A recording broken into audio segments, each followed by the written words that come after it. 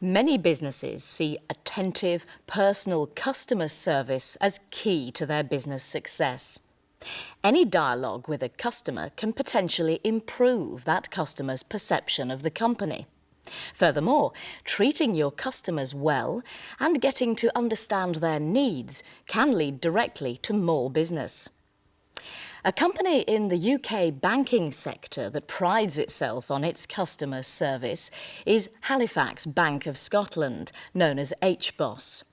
Its success in a competitive market depends not only on the quality of its products, but just as importantly on the quality of its service.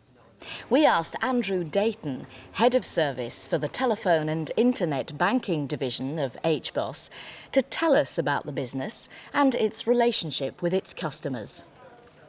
hbos is a big business. Through our contact centre estate, we take somewhere in the region of 150,000 calls a day. That's 60 million calls a year. Online, we have about 300,000 customers who visit our online service every day, of which about 100,000 transact. And we've just short of 1,000 branches in the UK, and we deal with somewhere in the region of 500,000 transactions a day, and the equivalent number through the ATMs that we have in those branches. Why is good customer service important? Giving great customer service gives us a competitive advantage. In banking, many products, many accounts are very similar. People are habitual and tend to stay and be loyal to somewhere that gives them great service and makes things easy for them. Through delivering great service, we make it easier for them to do that banking activity, whether it's on the phone, in a branch or online. And that's why we believe that there is such an intrinsic link between getting the service right and keeping and growing our customer base. The major aim for customer service in our business is really to deliver satisfaction to customers. If we get satisfied customers, they become fans of the business in simple terms, they become advocates, and off the back of that we get loyalty, and we'll also get the opportunity to grow that relationship with those customers because they like the service that we give them, they want to stay with us and they want to grow that relationship. What skills do you teach in customer handling? Customer handling skills falls into two parts really.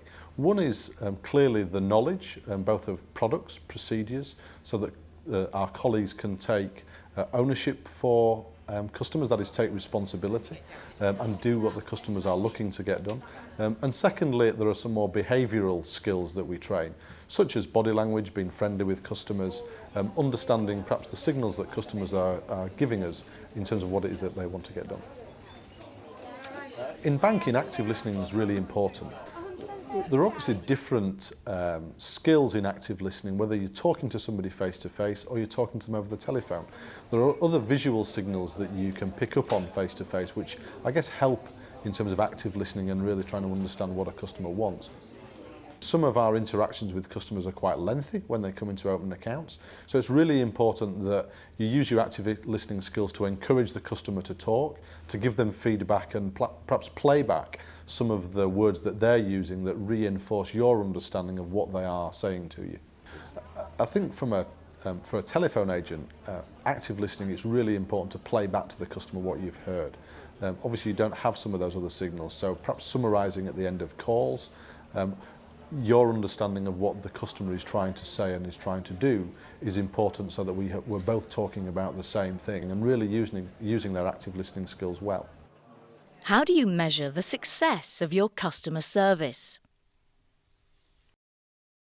At hbos, we try and gauge the success of our customer service in two ways. I guess there's a very pragmatic way in terms of our customer base. Does it continue to grow? Do we continue to keep the customers that have come to us in the first place and grow their relationship with us? But as importantly, we do talk directly to customers month in, month out. We do that by telephone, by specifically calling customers and asking them about their experience, and that gives us a real insight into areas that we need to improve or that we can continue to see that we're doing well. What do customers expect from good customer service? We would see it as making sure that the customer is happy at the end of the transaction, that we follow up, so if we promise to ring customers back, we make sure we do, And importantly, when we have multiple touch points, i.e. you can go into a branch, you can do it over the telephone, it's important that if customers choose to visit us through one method, we can hand that off effectively to another method and make sure that it's followed through and somebody has responsibility to go back to the customer. How should you handle complaints? The important thing in handling complaints is really understanding what the complaint is. Often customers talk about a number of different issues, and it's really important that you understand the core of the complaint.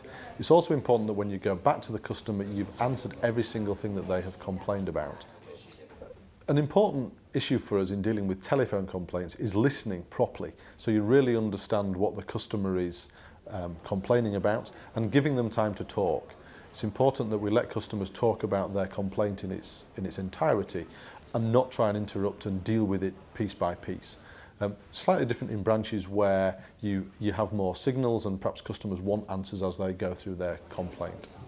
Perhaps the most important thing that customers want when they make a complaint is somebody to take responsibility for it. It doesn't necessarily need to be that person that goes back to the customer, but they need to feel they have a point of contact and somebody who is in charge, if you like, of dealing with that complaint effectively.